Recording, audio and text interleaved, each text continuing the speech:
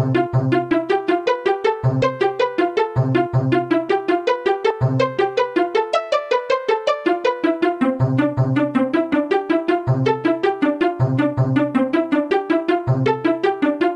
j'ai les excuses à vous présenter de Bruno Trénit, qui a donné procuration à Lynn Baraduc, de Christine Forestier, qui a donné procuration à Jean-Gilbert Vapsal, et de Jean-Claude Pérez, qui a donné procuration à Didier Casimajou.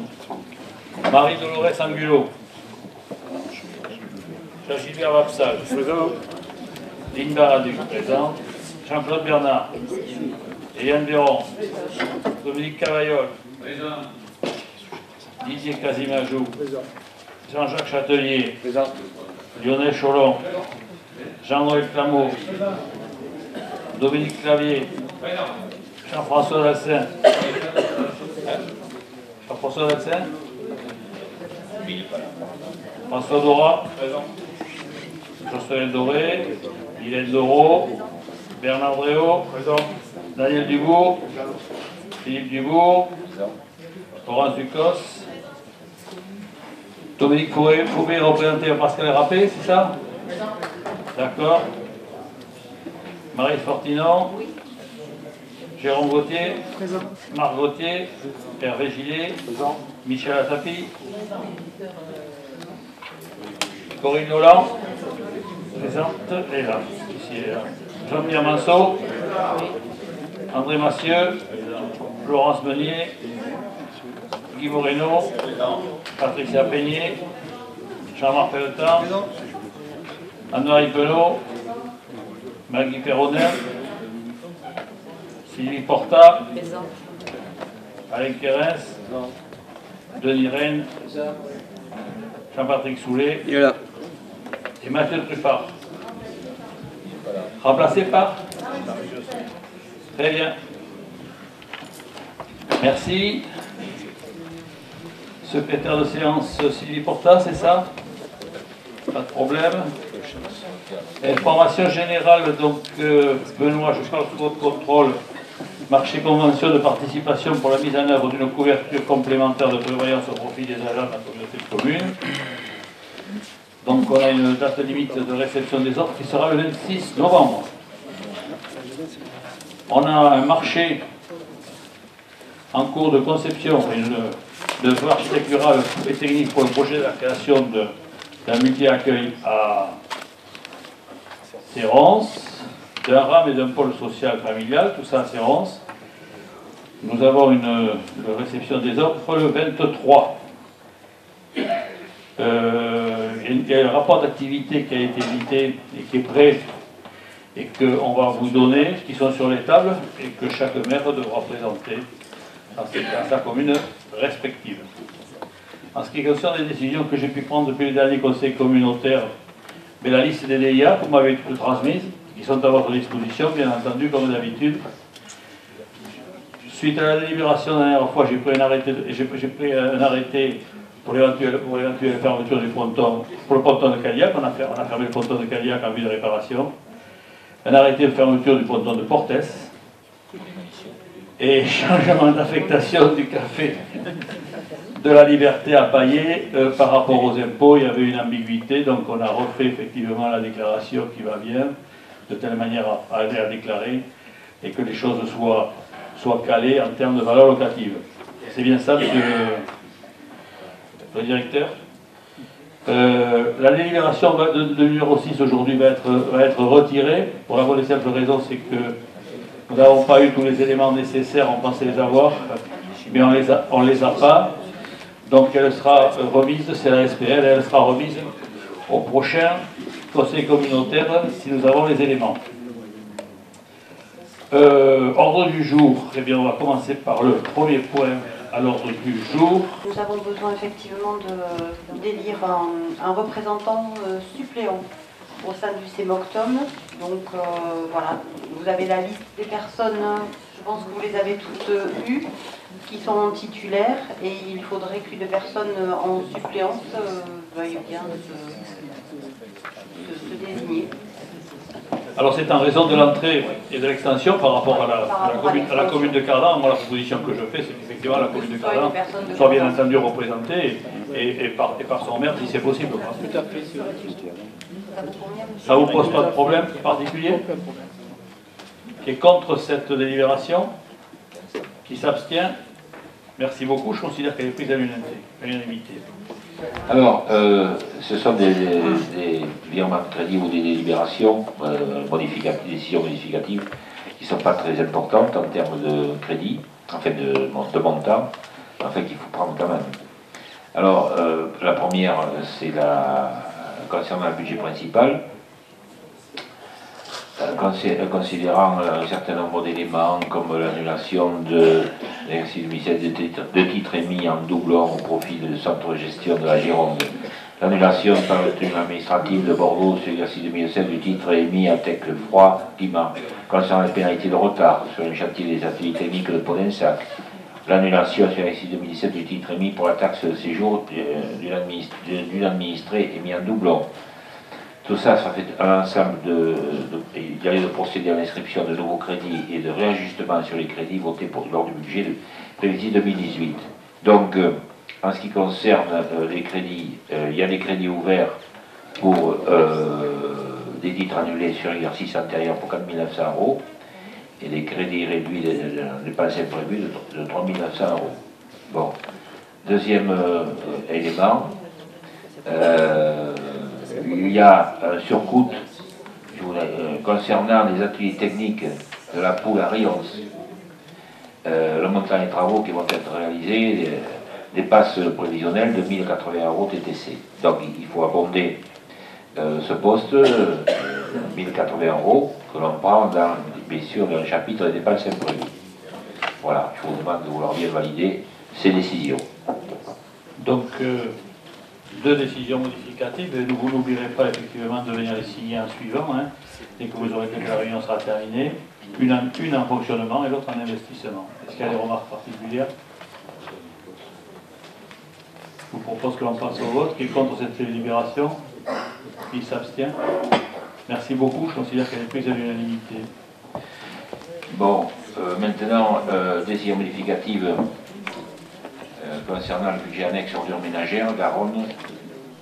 Alors, considérant le dépassement des crédits sur le chapitre 67, article 673, titre annulé sur l'exercice antérieur, sera annulé des redevances ordures ménagères sur les communes rive droite de la collectivité, il y a le procédé à l'inscription de nouveaux crédits, de réajustement sur les crédits votés lors du budget 2018. Alors, il y a en particulier 2400 € de créances éteintes, c'est-à-dire réduites, et crédit ouvert de 2400 € pour bien sûr équilibrer. Voilà, les crédits à dépenses de fonctionnement sont ouverts pour un montant de 1400 € et réduits d'un montant de 1400 €. Monsieur le receveur, je vous remercie d'être parmi nous déjà, pour commencer. Ces créances éteintes, ça veut dire qu'on n'en verra jamais la couleur. Voilà. Oui, là c'est des créances éteintes, c'est suite à un jugement qui s'impose effectivement à la collectivité, et effectivement, comme vous l'avez dit, il y a un effacement de la dette. Je vous remercie, je voulais que vous ayez cette précision par rapport à ça. Généralement, ce sont des commissions de surendettement. Hein. Donc, s'il n'y a pas de remarques, est-ce qu'il y a des remarques? S'il n'y en a pas, je vous propose de voter cette délibération. Je crois qu'elle s'impose à nous. Qui est contre cette délibération? Qui s'abstient? Merci beaucoup, je considère qu'elle est prise à l'unanimité. Alors, maintenant, on passe au budget, enfin, subvention de fonctionnement, du budget principal au budget annexe, zone d'aménagement économique. Ça concerne les dépenses courantes d'entretien des zones d'aménagement économique du pays de Podensac, de Boisson à Bégueil et de la Piastre à Prégnac. Il y a eu versé une subvention de fonctionnement du budget primitif vers le budget annexe de zone d'un montant de 15 000 €.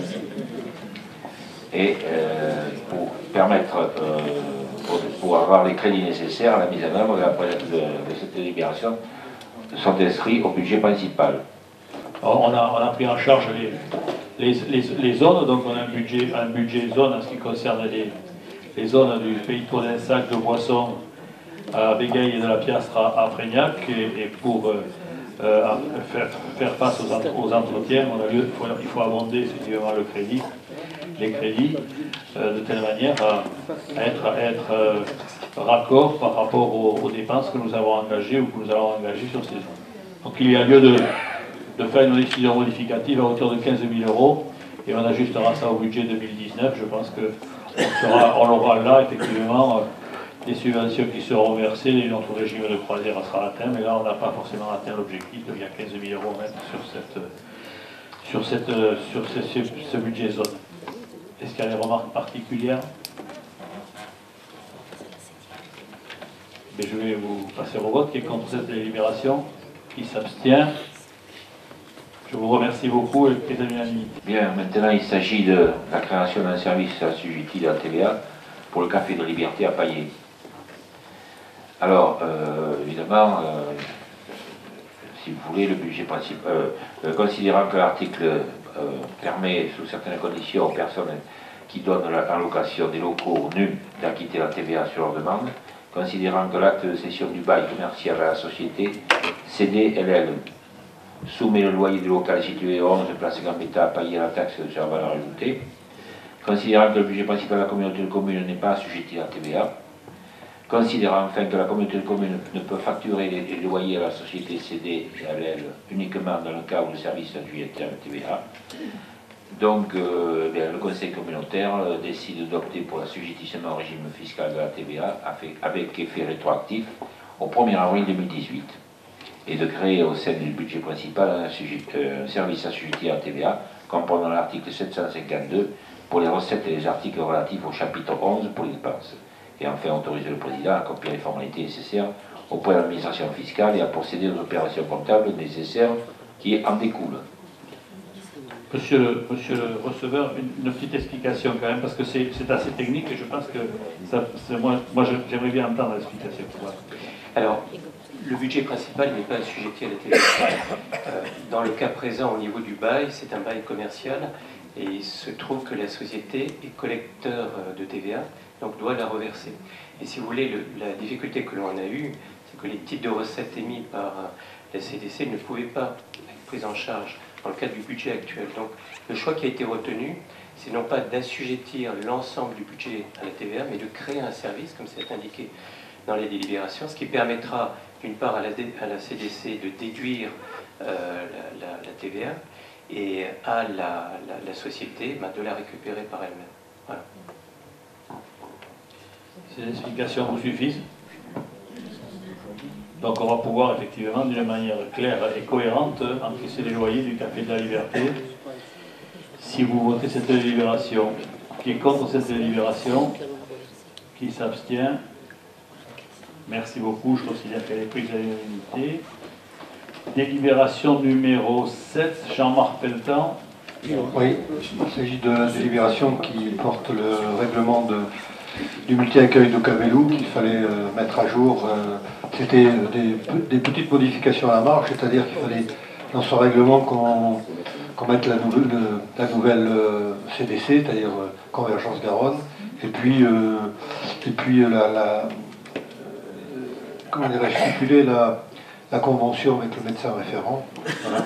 C'était à peu près tout ce qu'il y avait. Ça a été vu en commission, ça a été approuvé en commission et en bureau également. Donc voilà, c'est une formalité, c'était pour mettre simplement le règlement de Cabellou à jour, c'est tout. Et je rappelle une mise à jour à la marge. Bon, c'est quelque chose qui a été travaillé en commission, qui aujourd'hui n'a pas posé de problème particulier, c'est pour ça qu'elle arrive aujourd'hui devant vous en conseil communautaire. Il y a des remarques là-dessus? Qui est contre cette délibération? Qui s'abstient? Merci beaucoup.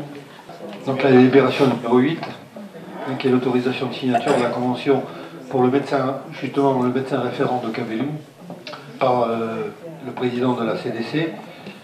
Donc il s'agit des consultations et des certificats d'admission pour les enfants de moins de 4 mois qui sont obligatoires au sein de la structure et en présence des familles. Donc cette convention qui date de 2004 avait besoin d'être un peu modifiée Et en même temps, on abroge une délibération qui avait été prise en 2004 par la CDC qui autorisait le médecin référent à, comment dirais-je, diagnostiquer ces certificats à son cabinet, alors que c'est obligatoire, c'est la loi, ça doit être fait au sein de la structure et en présence des parents. Et les remarques quant à cette délibération? Qui est contre cette délibération? Qui s'abstient? Merci beaucoup, je considère qu'elle est prise à l'unanimité. Marc Gauthier, on va parler de l'île de Raymond. Il s'agit d'une demande de subvention pour un parcours de valorisation des paysages et des patrimoines des espaces sensibles de l'île de Raymond. Alors, les demandes portent sur le poste études et le poste rénovation de la ferme.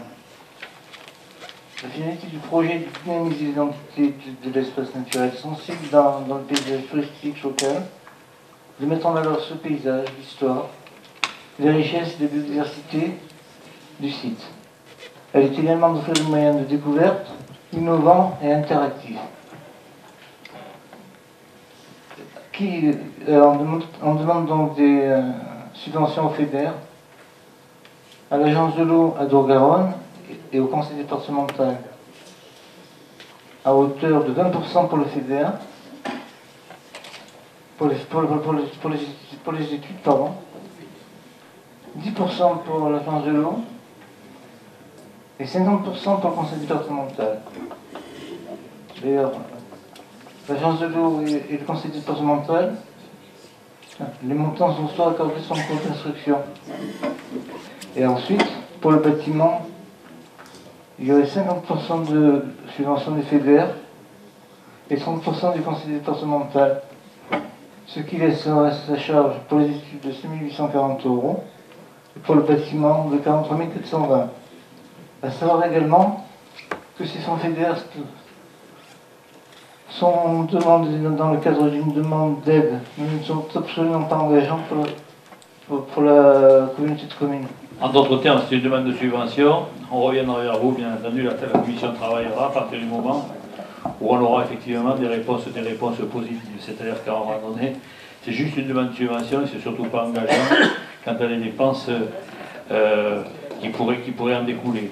Donc là, on va voir effectivement ce qui tombe, et c'est vrai que là, par rapport aux demandes de subvention, et c'est vrai que le conseil départemental, j'ai la chance d'avoir 2 membres du conseil départemental dans notre assemblée ce soir, on va vous demander, messieurs, de soutenir ce dossier à fond, de telle manière qu'on ait effectivement un reste qui est à la charge de la CDC, des plus faibles possibles, et on imagine dans nos rêves les plus fous à 20%. Voilà. Monsieur Cholon. C'était juste pour faire une remarque, c'est que quand au dernier conseil, je crois, vous nous avez proposé de voter une étude sur la valorisation du paysage et puis autour du futur port de Podensac, j'avais fait la remarque que la commission environnement travaillait justement de l'autre côté de la rive sur le projet de valorisation du paysage de l'île Raymond, et dans ce cadre-là, il avait été proposé plutôt qu'il y ait 2 études de chaque côté de la rive, que peut-être on pouvait mutualiser ces 2 études et qu'il y ait une réflexion à la fois sur l'île Raymond et aussi sur les 2 rives. Je pense que comme le département est sollicité pour les 2 dossiers, je pense qu'il y aurait quand même une cohérence à essayer de faire travailler les bureaux d'études ensemble.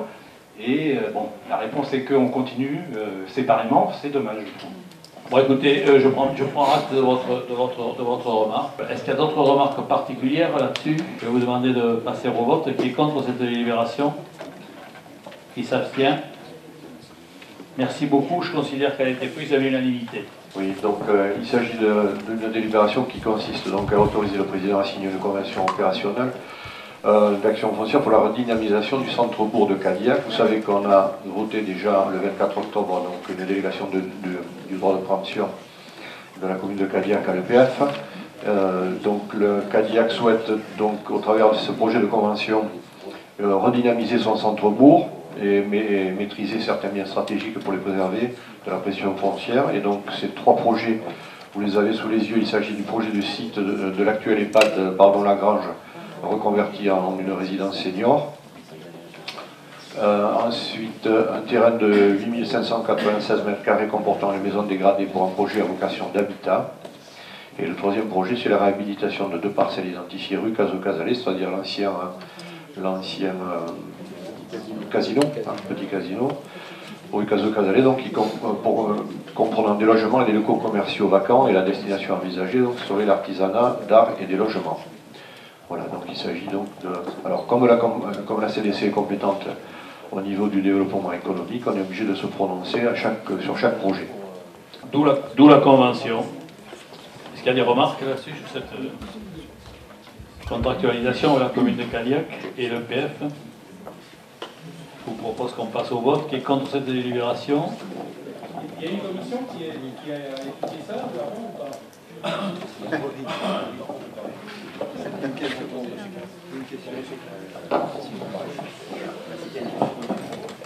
Il n'y a pas de commission qui a étudié ça. La commission elle a étudié le DPU au niveau de Cadillac. Quand les avis vont être demandés, ils seront étudiés. Mais en fait, c'est la commune de Cadillac qui agit là-dessus avec le PF et non pas la CDC. C'est nous. On est juste au courant de transmission par rapport à ça. Qui est contre cette délibération? Qui s'abstient? Merci beaucoup. Je considère qu'elle est prise à l'unanimité. Délibération numéro 11 en ce qui concerne la voirie, c'est Jean-Gilbert Roussel qui va prendre la parole. Ça concerne une convention de la CDC avec la commune de Serrons. La commune de Serrons s'engage à faire des travaux sur 2 voies communautaires, c'est un croisement, donc 2 voies qui sont déléguées, et ce sont des travaux d'assainissement pluvial. Voilà, donc c'est pour vous demander d'autoriser, Monsieur le Président, à signer cette convention avec la commune de Serrons. Oui, bonsoir. Une petite remarque. Alors, c'est vrai que je ne me suis pas très assidu dans les réunions, mais il me semble que j'ai vu dans la commission voirie, enfin la compétence voirie, qui n'était pas pris en charge les trottoirs et les bordures. Or, là, je vois qu'il y a les bordures et les trottoirs. C'est la commune de Serrons qui les prend. Oui, mais c'est nous qui veillons. Oui. Ah bon. C'est pas explicité comme ça, toujours. Je vois votre document. Ce sont des travaux qui sont réalisés dans le cadre de la compétence qui était encore valable jusqu'en 2018. Et ce n'est pas les nouveaux statuts qu'on a votés, la nouvelle compétence et les nouveaux statuts qu'on a votés pour le 1er janvier 2019. Donc c'est la continuité, c'est le budget qui avait été voté pour les travaux 2018. Ça avait été inscrit. Voilà, je vous propose de passer au vote sur cette délibération. Qui est contre cette délibération? Qui s'abstient? Merci beaucoup, je considère qu'elle a été prise à l'unanimité. L'ordre du jour étant épuisé, est-ce qu'il y a des questions, des remarques, des questions diverses? M. Cholon? Oui. Alors, la première remarque, c'est la continuité d'il y a un mois, puisque je vous avais dit mon étonnement que vous n'ayez pas sollicité un soutien du membre du Conseil de Convergence Garonne au département pour la défense du département, suite à la manifestation qui avait eu lieu au département justement, un samedi, où je pense qu'on était, enfin, j'étais représenté, mais presque beaucoup de communes étaient représentées. Donc je regrette que vous aviez dit que vous alliez écrire aux communes pour que vous demandiez que les communes prennent. Moi, chaque commune a reçu effectivement la motion et j'ai dit simplement que chaque commune, effectivement, devrait prendre cette motion. Vous avez dit que vous accompagneriez d'un mot en demandant... Oui, enfin, en fin de compte, moi je me suis aperçu que toutes les communes les avaient reçues, donc je ne peux pas redonder par rapport à ça. J'ai fait une intervention en conseil communautaire, dans le sens effectivement, et rappelez-vous qu'effectivement, j'ai conclu simplement en disant que le département, nous y tenons tous et que j'y tenais autant que vous. Voilà. Je regrette une nouvelle fois que vous ne proposiez pas ce soir à notre conseil de s'exprimer sur cette motion, c'est tout. Voilà, on aurait pu le faire. Ça n'empêche pas qu'on peut le faire dans les communes, mais on peut le faire ici. C'est un poids encore un peu plus.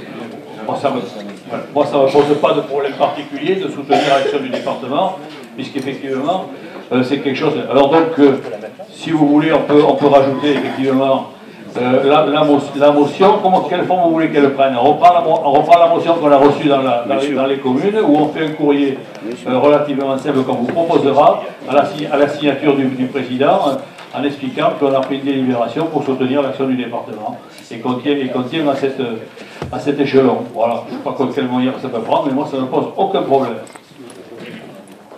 Et attendez, par rapport à ça, puisque c'est quelque chose que l'on rajoute, M. Cholon, il faudrait que je prenne effectivement l'avis de l'Assemblée pour savoir si effectivement ils sont d'accord pour que je puisse, à partir de là, faire un courrier pour soutenir l'action du département et l'échelon départemental dans son intégralité et faire en sorte qu'on puisse maintenir cet échelon.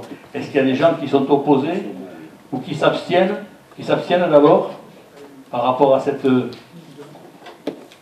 sont opposés? Donc je considère qu'à l'unanimité, je vais d'abord vous transmettre un courrier. Vous aurez 1 ou 2 journées pour le valider. Si vous ne le validez pas, je prendrai ce courrier comme de l'argent. Je prendrai votre validation comme positive et j'enverrai ça au service concerné. Voilà.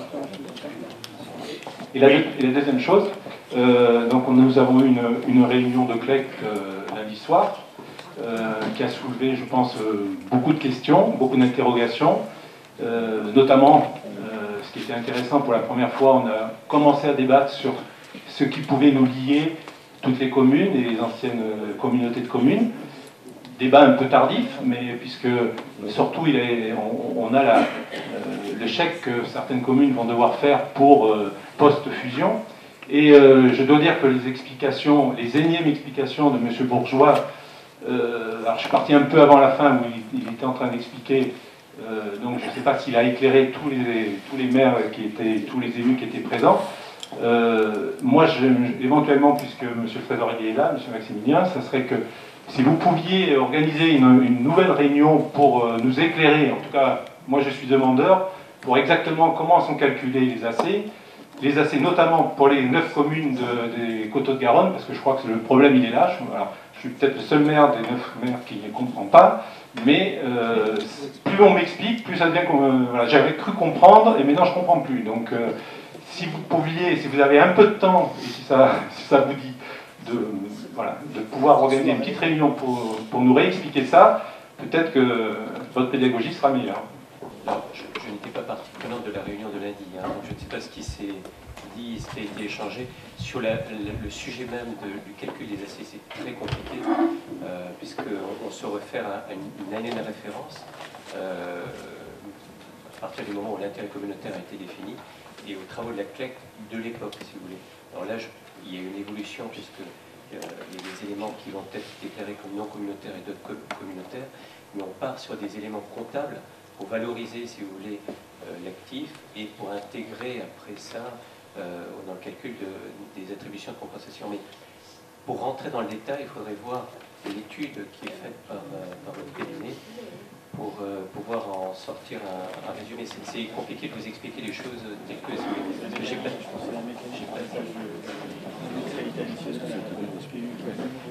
Ça me rassure que vous aussi, vous disiez que c'est compliqué, donc ça... Mais parce que ça l'est, sachant surtout, l'élément qui complique encore plus, c'est que les 9 communes des Coteaux-de-Garonne n'étaient pas assujetties aux AC. C'est nouveau pour nous. Et ce qu'on a du mal à comprendre, je pense, c'est entre ce qui est pris, ce qu'on nous remet au niveau des AC par rapport à la fin de la taxe additionnelle et au passage à la nouvelle TPU, les conséquences à la fois pour les habitants au niveau de leur imposition et aussi au niveau des communes. Et je pense qu'on va être beaucoup de communes où il va y avoir un impact financier très important sur l'année 2019, et je pense que ça va nous soucier, mais je pense que ça va vous soucier aussi. Donc en anticipant, peut-être nous aider à y voir un peu plus clair. Non, je prends acte, c'est vrai que c'est très compliqué, c'est vrai qu'on a des fois quelques difficultés.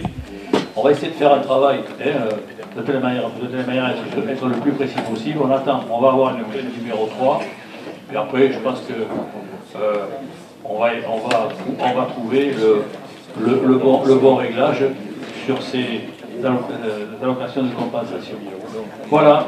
Est-ce qu'il y a d'autres remarques particulières? Parce que je considère que la réunion est terminée. Merci.